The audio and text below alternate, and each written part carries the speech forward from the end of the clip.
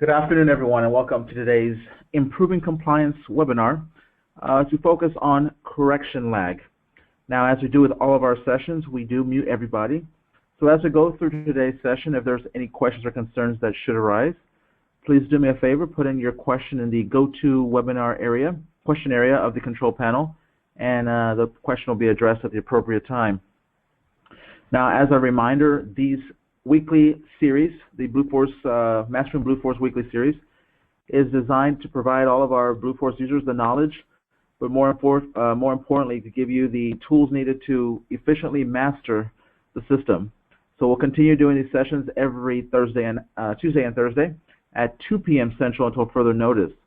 Now, all webinars are being recorded and will be made available online via the ISS Gateway site as well as on YouTube. And we'll also have all the documentation, for example, the slides or any other documents that may be referenced in the session today. Those will be available on the ISS Gateway site, as well as a link that I provide everyone to Google Drive. And out there, you can download those online. The links are part of this documentation here, but once you've downloaded the document, you'll have those at your your availability there. So let's get started. So today's session, like I said, is going to be specifically on correction lag, and essentially what is correction lag and all the good stuff that creates the metric of correction lag. So as we go through here, I'll answer that question first: is what exactly is correction lag?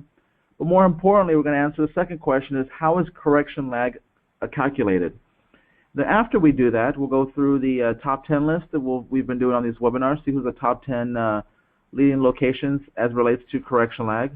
And then we'll talk about how to improve on the whole metric and how to turn that around if it's a pretty low score for your site.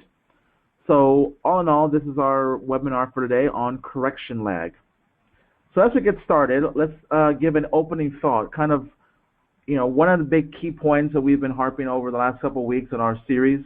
But the opening thought here is ensuring that the employees can successfully punch in and out and time is allocated properly at the time work is done will always have that positive effect, not only on correction lag, but on all 5 compliance metrics. So bottom line, everything we do in the system and everything we've talked about goes back to giving the employee the success needed to be able to punch in and punch out correctly. If that is all captured correctly in the front end, there's going to be little to no work for any of us on this phone call come time to do payroll, or much less that same day when we do our daily time review. So bottom line, ensuring that the employees can successfully punch in and out and time is allocated properly, the time work is done, will always have a positive effect on not only our correction lag, but the 5 compliance metrics. So going on, and kind of with that opening thought is, so what is correction lag? What is the true definition of correction lag? And that's kind of been the hot topic this week because of our webinars and kind of the updates that have been sent out. So correction lag can be best described as the number of hours from the punch-in date time to the last edit of the pay line. For example, when it was finalized, and for those pay lines where those employees punched in and out. So that first bullet, let me explain that one. So if the employee has punched in and punched out, but for whatever reason we decide to go touch that record and make an edit or change, whatever it may be, to that record, the system then looks at the time difference between the time the system recorded those punches to the time that the edit was actually made. So that distance in time, that total difference there is going to be the correction lag for a situation where an employee has actually punched in or out. Now, for the pay lines where an employee did not punch in and manual time was added into Blueforce, then the correction lag is essentially the number of hours from the time the punch-in date and time and the date and time of the pay line was actually added to the system. So for that example, if someone didn't punch in on Monday, and we're here now on Thursday, and someone is now trying to, enter time in the system manually on Thursday, that difference between Monday and Thursday is actually the time that's referred to as a correction lag. So in both cases, keep in mind, the last edit is always going to reference to any changes that have been made to It's kind of misworded there, but made to the actual employee time record to include punch changes, job changes, task changes, and or work order changes. So you can kind of see that there is a bottom line, any edits that are done to the actual time record are reference to the correction lag. All right, so as we go through here, comes a couple of examples of correction lag as to what they are and kind of some examples as to better hopefully explain the correction lag. So the first one, the employee actually punched in at 1600, which is 4 o'clock, and then actually ultimately clocked out or punched out at midnight. This is 000. The employee had an invalid punch when actually punching out. So what that basically means, going back to kind of our invalid punch session, the invalid punch was essentially an issue with a fingerprint or an issue when an employee called in from an unregistered phone number using the phone-in system, or maybe used the mobile punch and punched out outside the acceptable radius. But bottom line, in this example,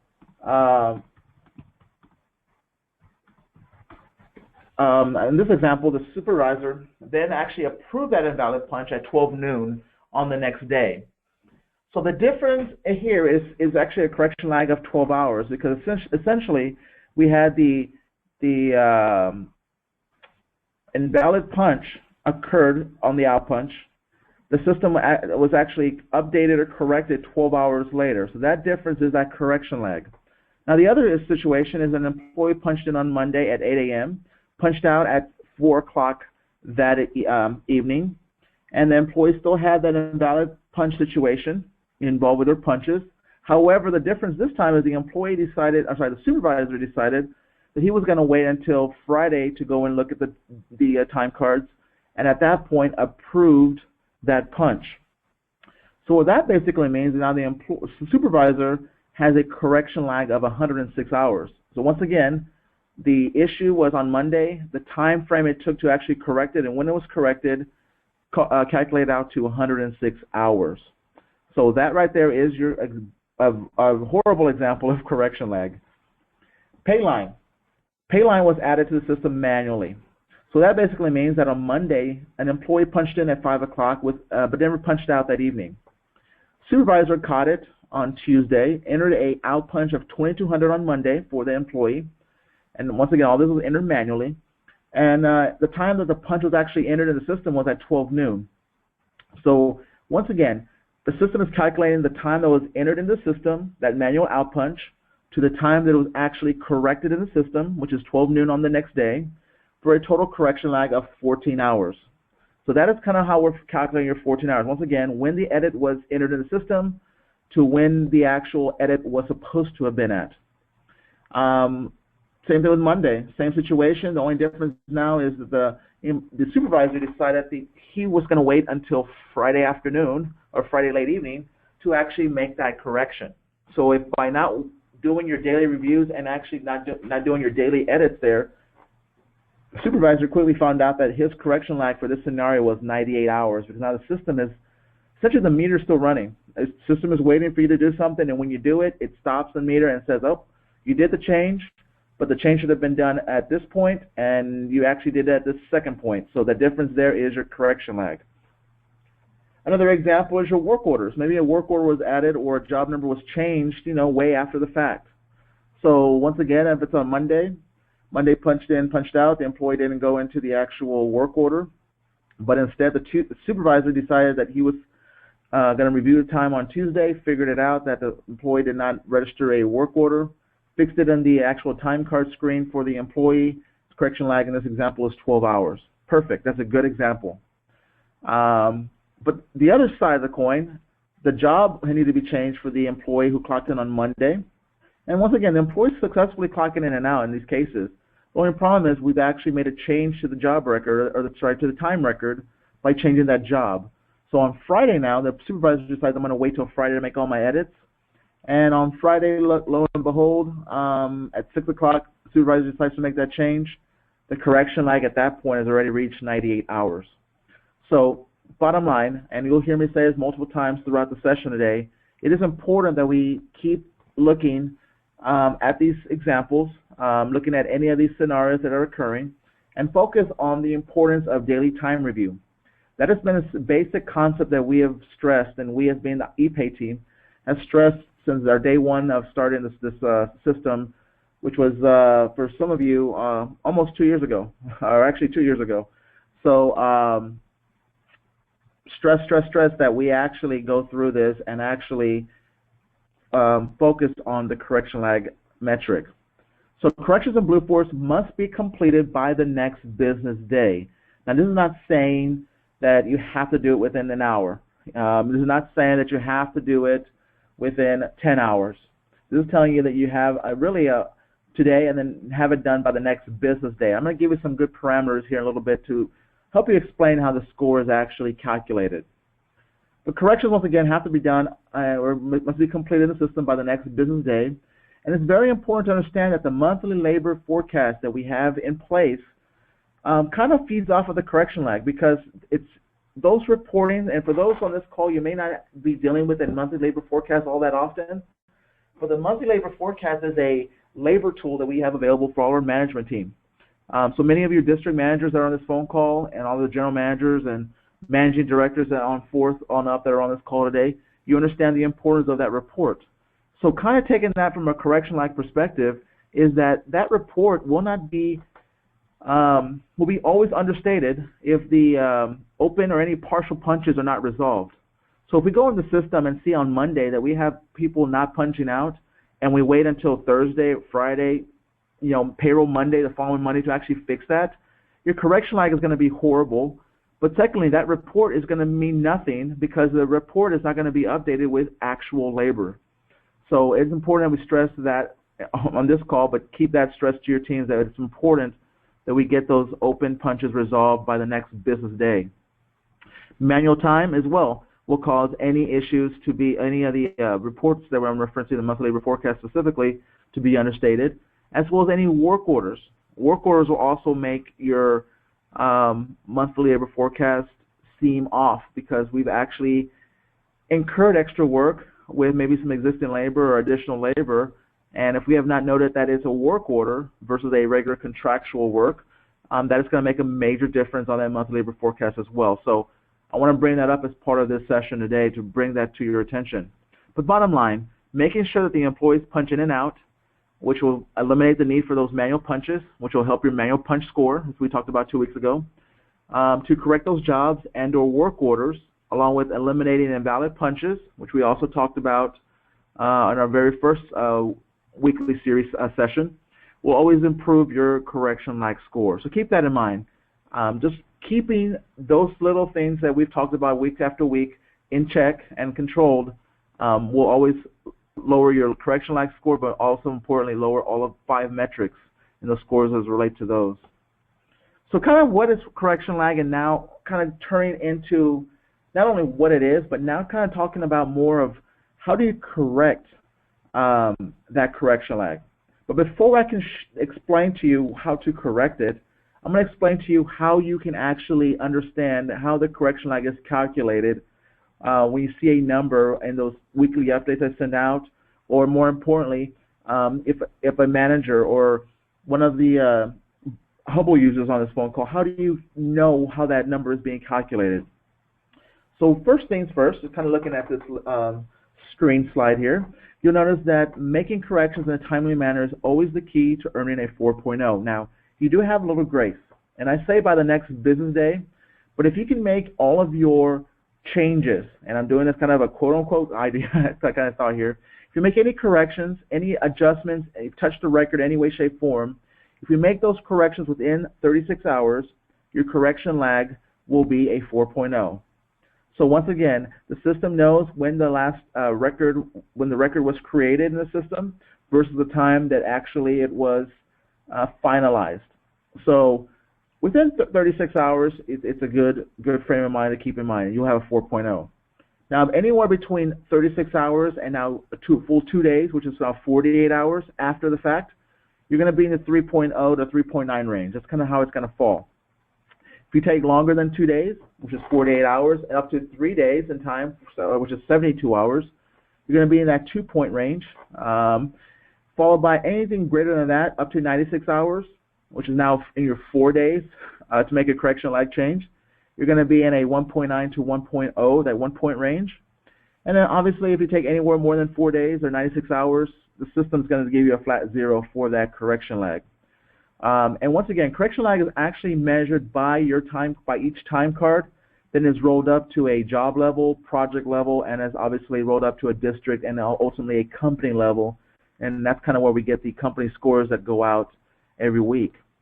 So keep that in mind. You do have time to make changes. We do understand you're not going to be Johnny on the spot and be right there right when it happens. But in order to get a 4.0, and I will say that you'll see shortly in our top 10 list that there are a lot of locations that have done excellent in keeping a 4.0, even in staying within that 3-point range. So it's a very easy, it's very attainable score to be able to accomplish this. So correction lag actually also only actually accounts for 15% of your total compliance score. So it's not weighted as much, but it's still 15% can make a difference between you being, 10th on the list or 5th on the list, and that's how close it is at the very top. So I'll show you the top 10 here momentarily when it comes to compliance specifically, but even at the total score level for companies. I think looking at today's total score, I think we have about 10 to 15 locations within 0.25 of one another. So it makes a difference, by keeping up with your correction lag. Now also, please note, once again, that the last edit that I've been referring to today always refers to any changes that have been done to the employee time record, as well, like I said, punch changes, job changes, task changes, and or work order changes. Now, typically from a manual punch score or a time change score, if you go in there and make a change to a job or a task or anything like that, it won't count you to those metrics. But when you talk about correction lag looks at the record as a whole. We want to make sure that the record is updated sooner rather than later. It is correct, because we have a lot of other reports that look towards the Blueforce time on a pretty much actual basis. So you can see live changes in the monthly labor forecast, and there are a lot of other reports and dashboards that are available that actually look at this. So it's important that we keep up and keep that correction lag to a minimum. So how are we doing? Who are those top 10 locations that are the leaders right now as far as compliance score goes? Now, this report was actually generated off of last Thursday's scoring for this week's sessions. So these may have fluctuated just a tad, but nevertheless, the top 10 areas with the best correction lag score are shown here. You will see that these at a company level, we've got quite a few 4.0s, and then we have a few that are right there, right at the top, because they're just a hair off. But the 3.7 is actually pretty awesome for this particular compliance score. Now, not to take away from anybody else that's not on this list, because of the 300 ISS districts around the U.S. and Canada, we actually had 65 districts that had 4.0 scores when it came to compliance. And those districts range from 5 jobs up to I think 50, 60 jobs in the district. So it is possible to get a 4.0 score when it comes to compliance. 70 districts had a score in the high 3s, so 3.5 or higher. I want to say probably another 60 or so districts, maybe a little higher, had a 3.0 at least score. I didn't note that on here, but that was a big chunk. But bottom line, almost half the company is compliant right now with the compliance score of correction lag. But definitely it's a metric that we can all improve upon, because once again, the importance of getting your information updated sooner rather than later in the system. That way we can actually have valued reports to us coming out live as it relates to like the monthly labor forecast, as I keep referencing, or other dashboard views that we have out there currently. So kind of giving you kind of a definition so far of what correction lag is. I've kind of identified how it's being measured on our Hubble dashboard views, and kind of showed you who the top 10 are.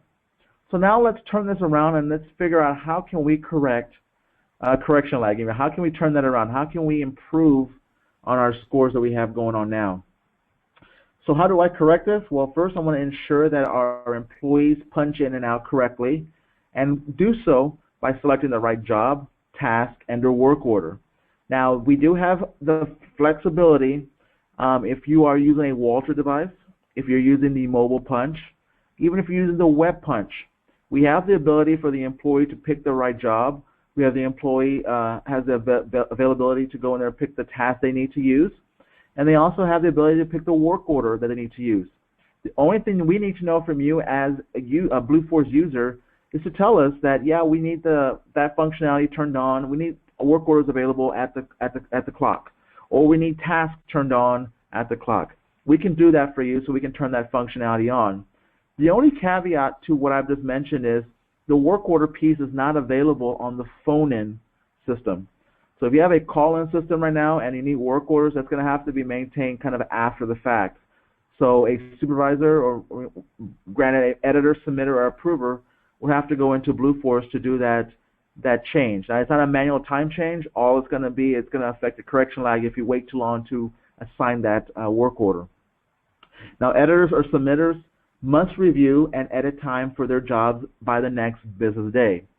So once again, the editors, submitters, and I don't typically throw the approvers in this bunch, but in some cases the approvers as well, are expected to go in the system and look at those scenarios where, you know, an employee hasn't clocked in right. All those missed punches, those partial punches that are out there, let's get those fixed first. Also look at those invalid punches that are out there. Let's get those fixed and be done with them. If at that point you need to go in there and make adjustments to work orders or jobs, change jobs around, change people to different tasks, you can do that as well. But bottom line, the big focus of today's session that I'll reference and the big focus of this whole piece is to just keep in mind that we want to fix those bad punches immediately or sooner rather than later. And you also have the ability of going in there and adding any manual time cards. So if anyone doesn't clock in today, you always have the ability to go in the system and enter that by the next business day. Now, supervisors at clock sites, which are the reviewers, must correct any missed in or out punches on the clock by the end of their shift, as well as approve any invalid punches. Now, that is actually a strong guideline, a strongly suggested guideline that we've put in from day one as well. If you have supervisors at your job sites that or maybe a lead. There's different job titles for those different positions, but someone who is kind of leading the charge at your job sites.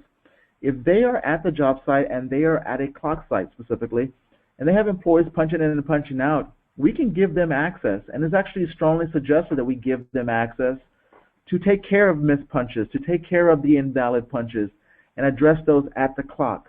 Now, they do not have access to Blueforce. They only have access as a reviewer to the time and related issues of those punches at the clock level. So they can go to the clock and take care of these for the editor, for the submitter, even for the approver. It's one less thing that you'll have to worry about at the end of the pay period, or much less the next day you come in to review your time. And I'll address that a little bit more as we go further in our session today.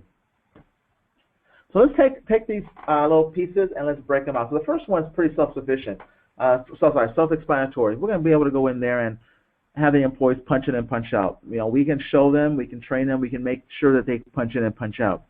But the second one is, how do I go in there and take care of my daily review of editing time cards? Or how do I go in there and add a manual time card?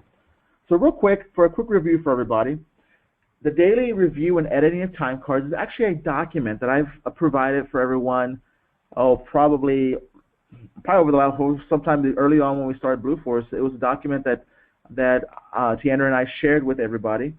And since I think the ePay team has taken that document and then may have shared that with others. But bottom line, this will be a document I refer to that will also be uploaded to the ISS Gateway site as well as to the Google Drive site that I've been referencing, that you can always download. But the daily review and editing of time cards gives you this process. It's a 6-page document that goes through the process of how to do a daily review. And kind of how to go through and really just look at those bad punches that I'm talking about, those punches that have issues. So you can just go through, knock those out pretty quickly, and move on with your day. Bottom line, the daily review portion, you know, and I talk about this on a webinar or when I talk to someone about it face-to-face, I always hear the groans, I hear the the rolling. I see the rolling of the eyes, and it's always seemed to be a bad thing. I think that's going to take, a lot of time to do. But in reality, this process of doing a daily review and editing of time cards should not, and I repeat, should not take more than 5 minutes, if not 10 minutes tops of your time a given day. And if you go in 10 minutes, that means that there's a lot of other issues with the employees not using the clock, the phone, the mobile app, stuff of that nature. So bottom line, daily review should not take more than 5 to 10 minutes. But all of this is always going to be done on the time card view. If you go to the time card view, you'll be able to go there and actually see your time cards, see what the issues are, and proceed from there.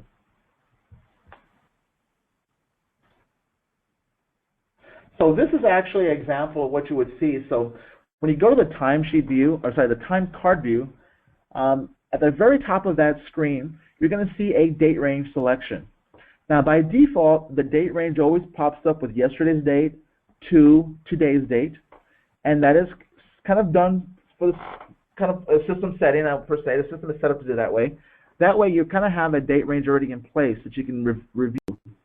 Now, keep in mind, if you use today's date and you're looking for yesterday's time and you don't edit that, the note that I would take for everyone to take and kind of put to mind here is that if I hit search and search for time punches that revolve through to today's date, you might have employees that are currently on the clock pop up.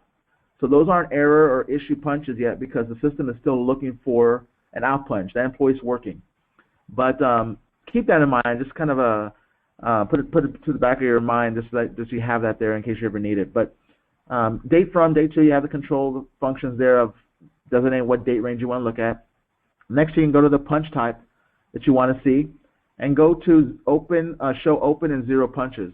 From there, you'll actually go through and see all of the open punches that are available in the system. Now, when you see this terminology and you see the word open, that is letting you know that those are the punches where an employee has punched in but has not completed the circuit of punching out, or vice versa, or there's any invalid punches that are still out there. Open time, when it refers to here as an open punch type, that means that the system really hasn't calculated any time for you. It's just saying that, you know what, someone's punched in, I don't know what the punch out time should be, therefore I'm going to leave it at 0 time. Or it's an invalid punch, and I don't know what happened with the employee, why he or she had a problem with the fingerprint or called from a unregistered phone number. I'm going to record the punches for them, but I'm not going to give them total time until the supervisor or, once again, the editor, submitter, or approver come along and actually say, yep, that's a valid punch. So that's what that punch type is. And then I'm going to click on search. Now, once again, if I do a punch type of just show open and 0, it's not going to show me all the good punches. The employees that have punched in and out, the ones that do a good job on a day-to-day basis, won't appear on the screen. Only those that have issues, once again, the open and 0 punches will appear for your review. Now, when you review your time cards, showing only the open and 0 punches, you're going to encounter the following situations. You're going to first encounter this little screen that's going to tell you that you are waiting for out punches. Now, on this screen, you'll see here the status column shows you all of these that say waiting for out punch. Waiting for out punch just lets you know that this employee has punched in, but for some reason did not punch out.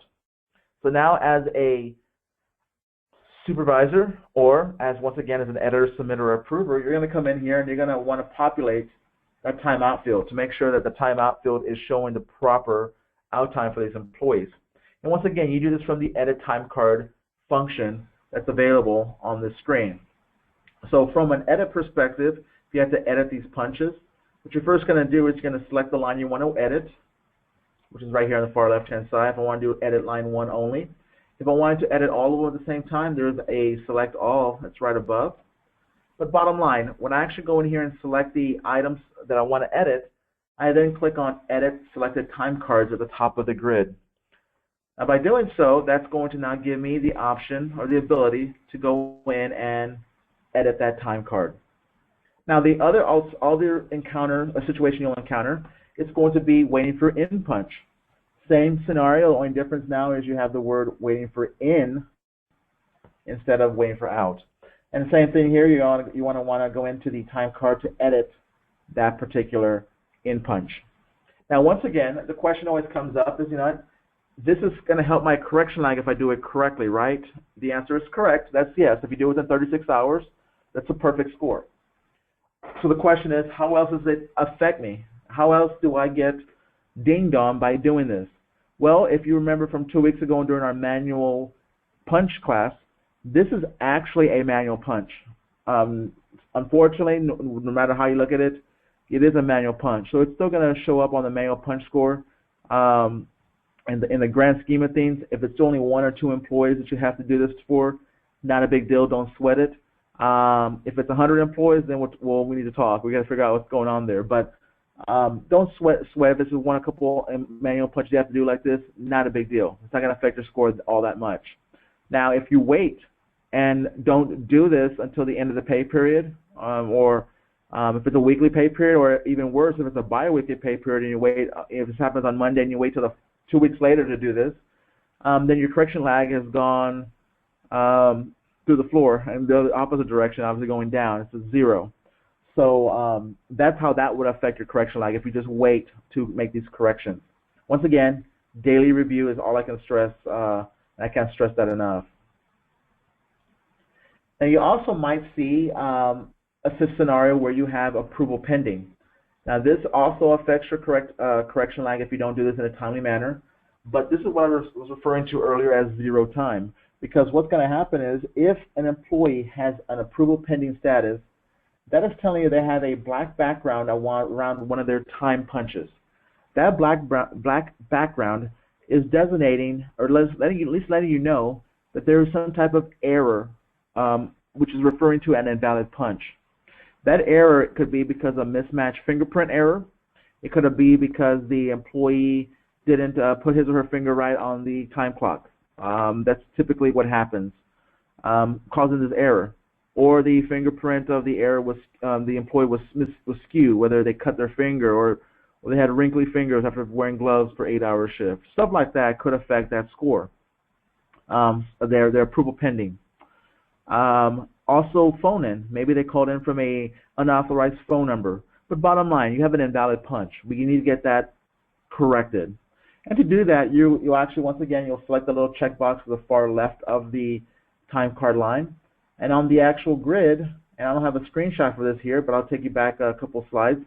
The grid is actually going to now provide you an opportunity to go in and actually see, let's see, right here, this little option called Approve Selected Time Cards. It's actually going to allow you to see a little confirmation window ask you, are you sure you want to approve these punches? All this is going to let you know is you've reviewed the punch, you do agree that the employee was there, and it's a valid punch. Therefore, the system says, all right, I'm no longer going to hold that time back from you. I'm going to go ahead and make that time available. So going back to my example in a few slides back where I said an employee punched in at 8 o'clock, had an invalid punch on Monday, but you waited till Friday to make this approval or check it as an approved time card. The system is going to let the employee punch in and punch out. They may be accumulating 8 hours each day. But let's say each day that employee didn't have a valid punch. It was always going to be invalid, or it was going to show here approval pending. Well, when that happens and it accumulates all week, keep in mind what I mentioned. Those other reports that we have in place, the monthly labor forecast, the other dashboard views we have in place, those will never update. That employee will never appear on that. Their time or labor will not appear against those numbers as well.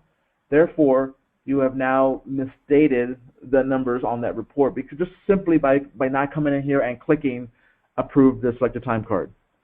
So the other side of this, the approval pending is there for you to also verify that the employee was actually at the job site. Because once again, if the employee is calling from phone in from your unregistered phone number, and we have a list of registered phone numbers in the system, it should be a little light bulb should be going off, that telling you that wait a minute, I need to check this out because the employee might not be calling from the phone number they're supposed to be. They might be calling from another job. They might be calling from home. They might be calling from the local Starbucks down the street. Whatever it may be, they're calling from a number that's not registered. So at this point, and I'll just quickly reiterate what I mentioned 3 weeks ago on the invalid punch session. is at this point we should actually go through and capture that number that they're calling in from, and then actually add it to the job record. That way it's no longer an invalid punch every day, and you don't have to come in here and do this. We can't be settling for approving punches every day as a normal standard, because that is not a standard. The question that always comes out of this is, do I get accounted against because it's an invalid punch? Well, from a correction lag standpoint, if you fix it quickly, if you go through there and approve that punch within a 36-hour time frame, it's not going to count against you. It's going to be a 4.0 score. However, it is an invalid punch. So it'll be addressed as an invalid punch, and it's for you just to know that we want to go ahead and make sure that we correct that going further. So when reviewing time cards, you're also going to encounter the options like I mentioned, that you're going to need approvals. But the approvals always are on different colors. The approvals are always going to be shown, those needing approval, will always be shown with a blank background. However, you sometimes have different colored text, and that colored text designates the mode or the type of time collection method that was used by the employee. So, for example, if you see a black background with a yellow text to it, that's always going to be for the Walter punches. Phone-in will always have a black background with green text. And then any punches for the mobile needing approval actually are going to appear with yellow text as well. They look very similar to the Walter punches, but you can also just approve those. The only thing that's different with a mobile punch, and for those that have been on a mobile punch webinar with me or have actually seen the mobile punch work, on the mobile punches, one big thing with that is on the time card screen, you have the ability to go to view details and actually see an option called view map that allows you to see if the employee was actually at the job site or they were clocking in somewhere else outside of the acceptable radius of that job. So that's a nice little feature to have. I won't go into it here on this call, but I'd urge you to go out to the YouTube site, look for the old a prior session of the mobile punch webinar, or just join up one of the future ones we may have coming up here in the near future. So adding manual time cards, well, that's also a simple process to do. You would do that from the time card screen, the same screen we've been doing the edits to existing time cards at. But the key thing I want to mention about the adding manual time cards is you don't wait till the end of the pay period to do that. Do that sooner rather than later. Do it as soon as you know that the employee did not punch in. Go in the system, add that manual time at that point. Once again, like I said, it's done from the time card view. Now, one of the things I'm kind of want to poke fun here at this is that, don't forget to do the manual punch. The analogy that I always use when I talk about this is that I don't recall what I had for breakfast yesterday, much less what I had for breakfast a week ago, 2 weeks ago, etc. So it's going to be very hard for you, obviously, to remember what an employee worked. The employee themselves might not remember. You have to ask them, what did you work on 2 weeks ago on Monday? But bottom line, when you have that manual time surface, when you notice it in the system, fix it at that point, get it corrected within that 36-hour period, and you'll get a 4.0 score for a correction lag. As I mentioned, you do this from the time card view, and it always starts with going to the very top of this time card, first going through and selecting your employee.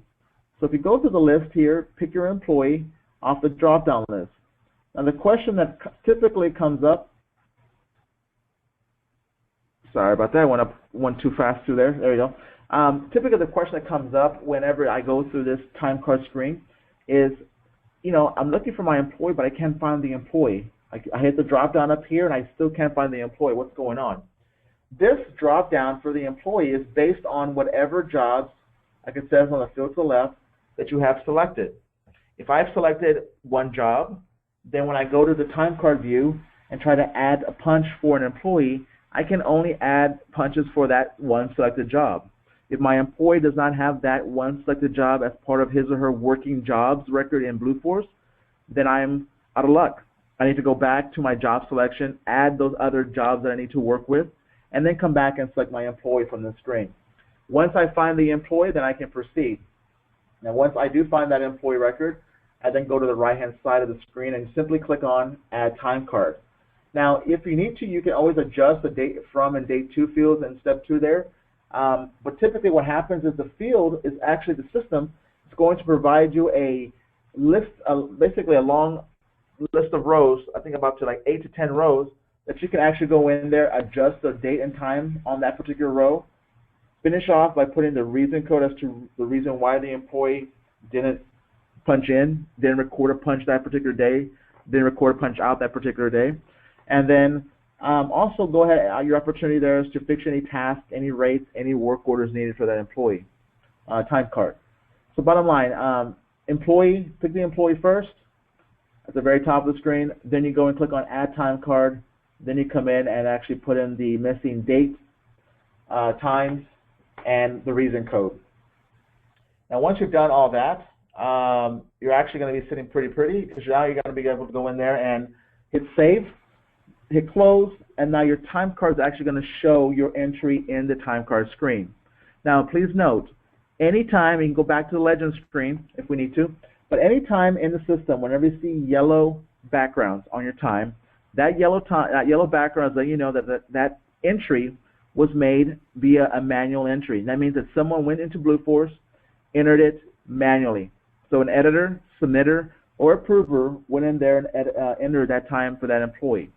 So anytime you see a yellow punch per se in there, be aware that those are situations where we need to get corrected, where an employee needs to actually start using a clock, needs to start using the phone, needs to use a mobile punch, whatever it may be, to get their punch recorded properly.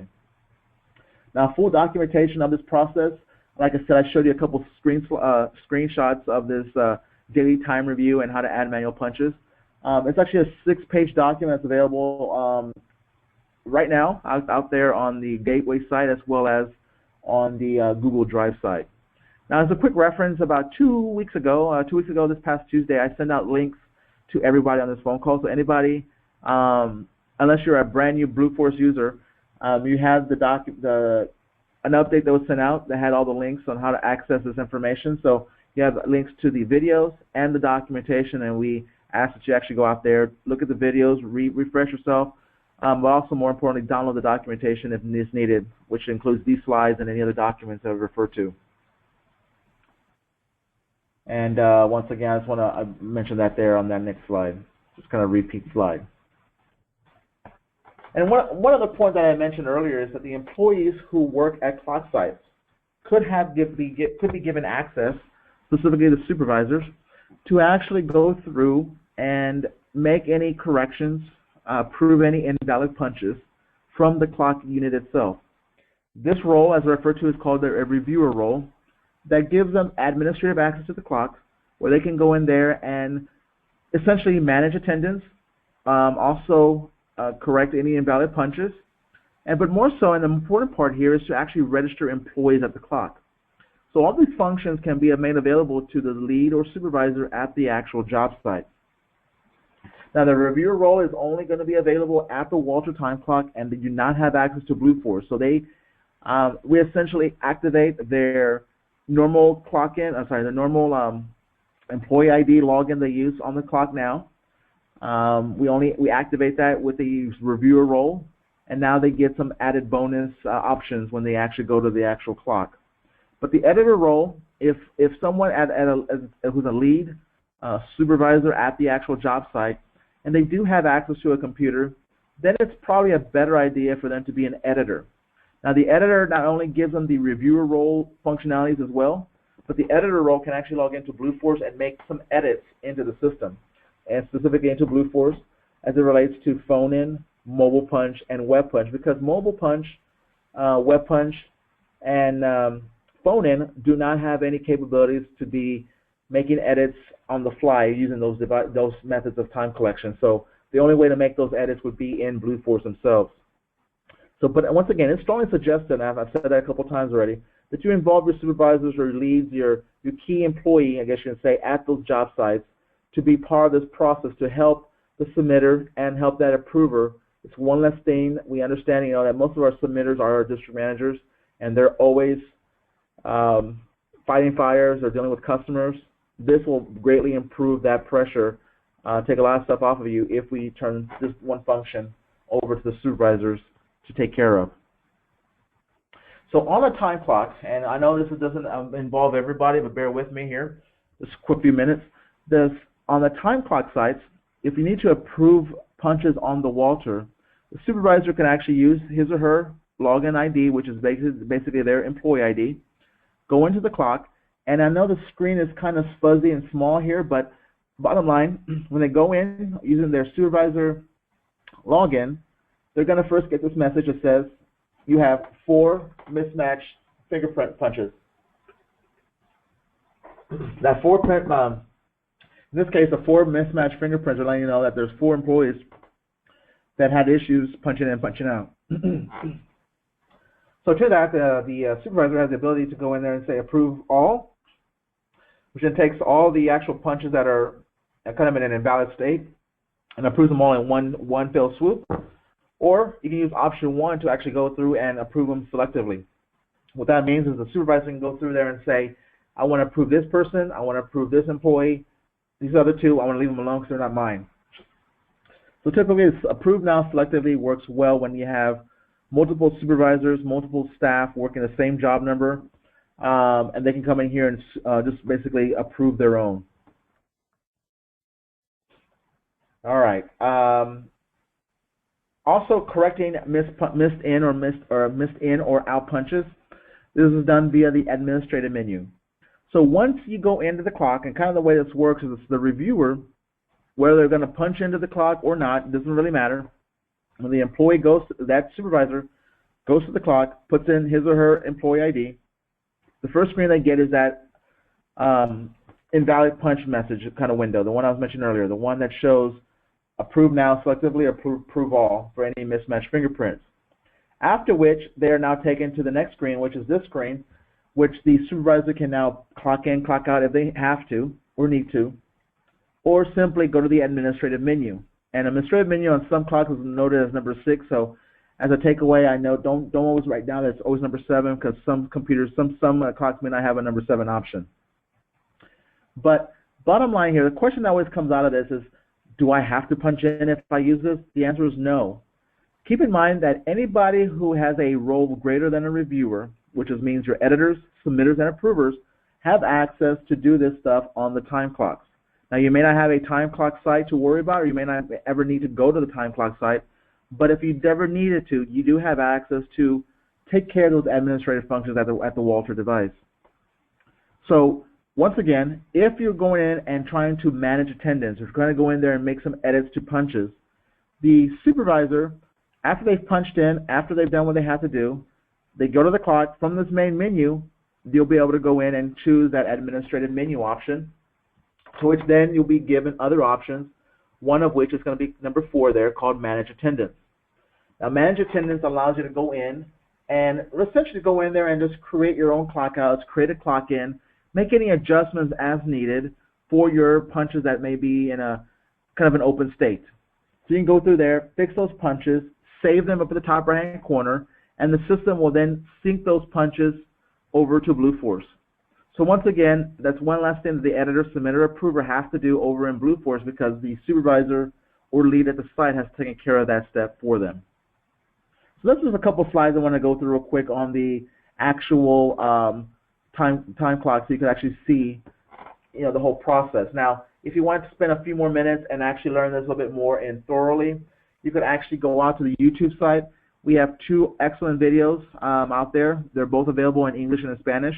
One of them is for the employee, showing them how to punch in and punch out. That's probably about a 5-6 minute video. Then we have one that's about a 7-8 minute video that's on the reviewer role itself and how to register employees, how to make some basic functions, and how to kind of navigate basic menus on the actual time clock. So go out there to YouTube and download that, or actually go out there and view that at your convenience. So bottom line, how do I improve my correction lag? In short, as I've kind of been stressing over and over on today's webinar, ensuring that the employee can actually successfully punch in and out and that the time is collected properly at the time work is done will have a positive effect on not only the correction lag, but all 5 compliance metrics. So I think that's a good note just to keep in mind that it starts with the employee. If we can get them to start punching in and punching out correctly and spend that time an effort to show them and train them how to do that. Everything else in the system will look very good. It'll be all greens, it'll be all close to 4.0s, and there'll be a lot of less edits and changes and whatnot that you have to do in the system. So kind of wrap up our session today, I just want to stress once again, we do have some support options. Reach out to either myself, Tiandra, Beth, or Jade. Any one of us are going to be your points of contact going forward with ePay. But if you have any issues, any questions, any concerns, you can reach out to us. But we do ask always to, if you could, do us a favor, put a help desk ticket out there for us.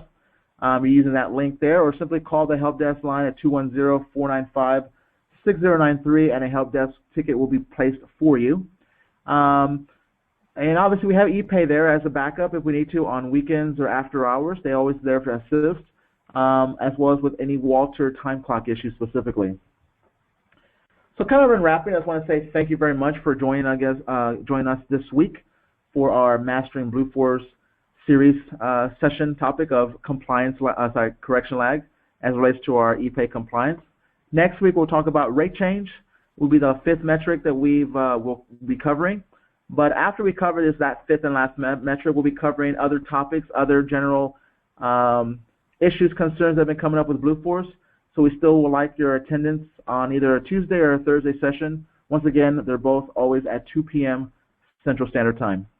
So until next week, thank you for joining me today, and we'll catch you again on the next webinar.